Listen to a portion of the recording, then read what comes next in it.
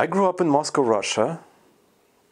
I was fortunate to grow up there at just that time, which was just the tail end of the Soviet Union, late 80s, and then the beginning of collapse, the effects of which I still felt today in many ways. And I came over to the United States in 1994 when I was 16.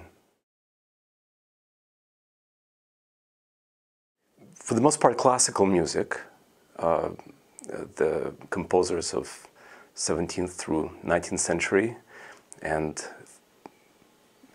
20th century was a kind of a forbidden century where things kind of went awry. That was how it was considered. So it was that window between 17th and early 20th century. That was the music I was listening to, because everything else afterwards was not,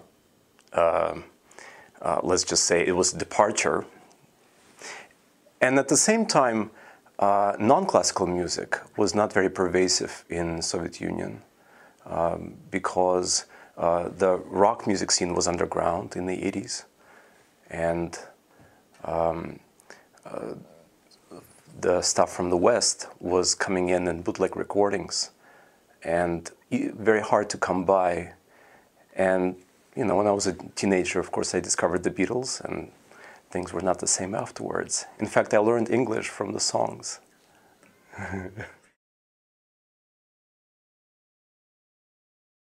In the Soviet Union, 20th century music was restricted to Soviet composers, some of whom towed the line, the party line. People like Kabalevsky and, to some extent, Rodion Shchedrin. And Shostakovich had the good parts of Shostakovich and the not so good parts of Shostakovich. And this was also the time when, at the center of the musical life in Moscow, there were people like Gubaidulina, Shnitky, and Denisov.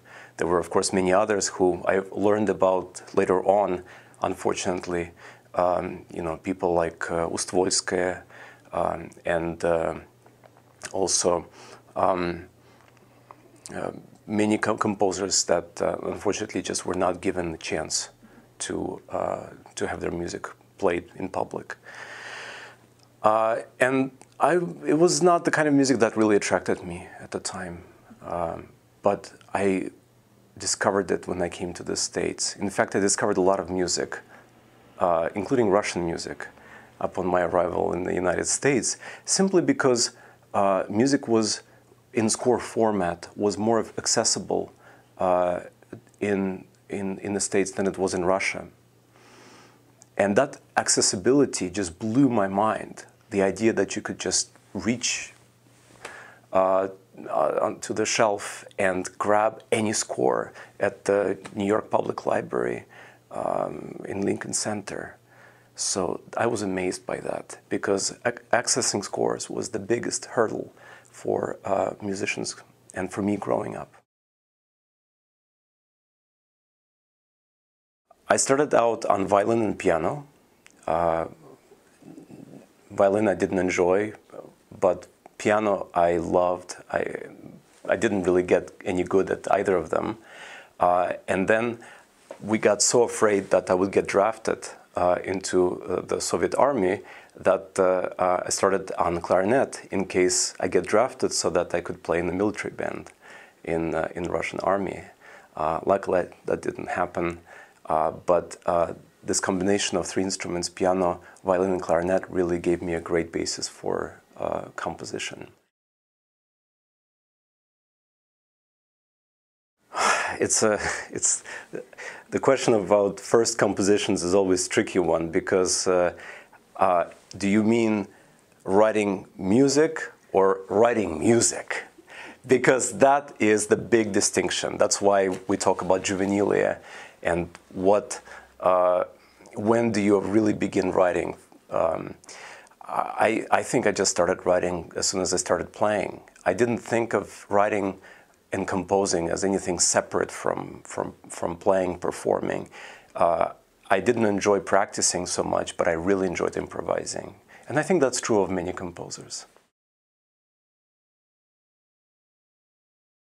One of the early times I do remember, it was my teacher, my violin teacher, was a violinist in Prokofiev String Quartet in Moscow. And I specifically remember the recital when they performed Shostakovich's String Quartet No. 3 and the great effect it had on me. That I remember very well. First of all, string quartet, I think, is the most intimate genre, and it's also the most intimate ensemble that we have in classical music. Today, and I think Kronos really led the way on that, composers don't tend to think of string quartet as a combination of 4 string instruments, actually 3 string instruments played by 4 people. More than that, today's string quartet players routinely pack up additional instruments, electronics. Some people carry their own amplification equipment, and in the case of my piece, there's also some additional equipment as well. My previous quartets have called for things like harmonica and melodica and a bunch of kazoos. So I think that today's string quartet is a kind of just what David has said many times, is a kind of a band. And in that sense, it really is, for me, not so much writing for string quartet in general, but rather writing for the specific string quartet, the 4 individuals that I'm about to collaborate with. And I had the pleasure of collaborating with terrific ensembles on string quartets, ensembles like Aizuri Quartet, also Aeolus Quartet, a really terrific group, and Amphion, and now Kronos. So it's really every quartet that I produce is, I try to tailor to the musicians and their skill set. There isn't really a moment where I go, this idea is great. I don't think it ever happens to me. I feel, well, it has potential. I may try to explore it. It could be a complete and utter failure. And I can tell you specifically with Pencil Sketch, that piece, I haven't heard it yet. I don't know. I thought it was a good idea, maybe not a great idea. What it results in, well, the journey is still ongoing. We don't know. I don't know. There isn't really a moment where I look back and I can do this very a kind of a postmortem and say, yes, this was great. You know, it changes. Every composer, if they're honest, they would confess that every piece they wrote, how they view it changes over time, and it goes from bad to good, and the status of every piece changes. When David first spoke to me about this project 50 for the Future, one thing that caught my attention is the idea of speaking across generations to young composers. I'm sorry, to young performers. And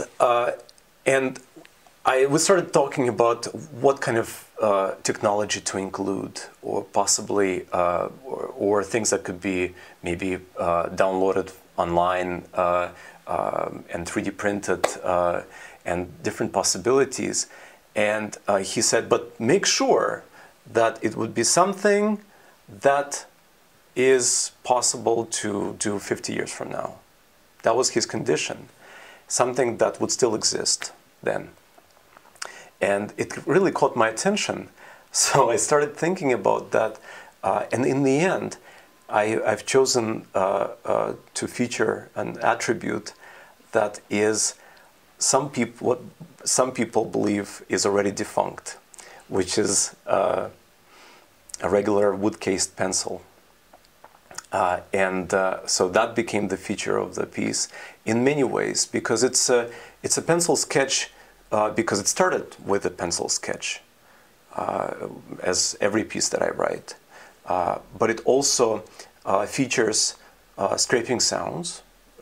It also features, in a piece, material that is being sketched and kind of little by little added color to it. And finally, it features pencils as a tool of performance. And every member of the ensemble has two pencils, and they play with those pencils. I think it's helpful and healthy for every performer to try to compose, whether they succeed or not.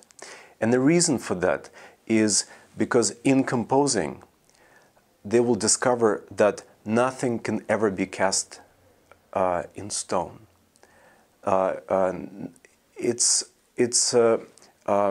Every idea is fluid.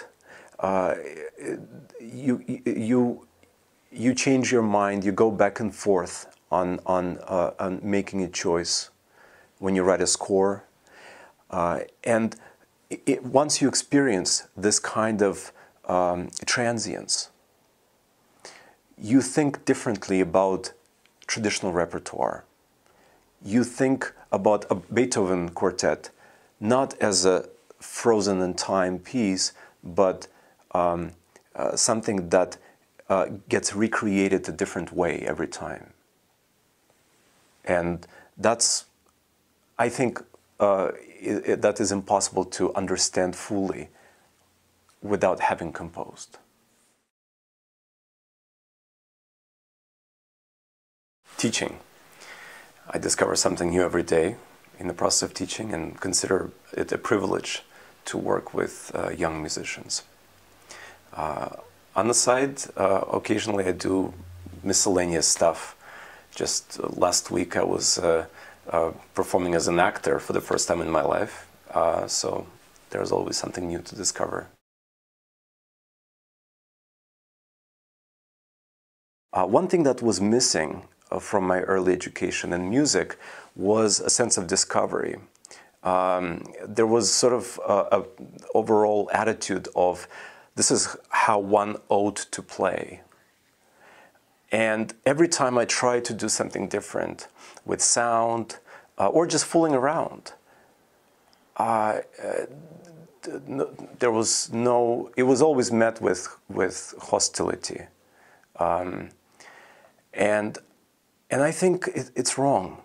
I think that performers, young performers especially, should be encouraged to hear and see every note as a new world to discover, rather than one ought to play it this way, or you should learn it this way. Maybe because I was just not a good music student, but I always thought this way, and this is how I this is how I relate to my kids, my own kids. I try not to teach them how to play, but rather let them just discover on their own.